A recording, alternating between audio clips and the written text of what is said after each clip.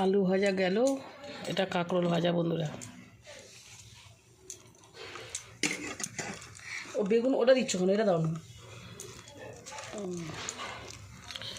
এই বেগুন ভাজা,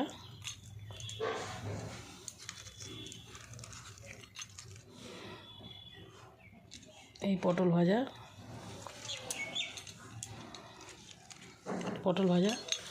এখানে ভিন্ডি ভাজা, এই যে ভিন্ডি ভাজা, আর কি ভাজা আছে? 5 রকম তো হয়ে গেল।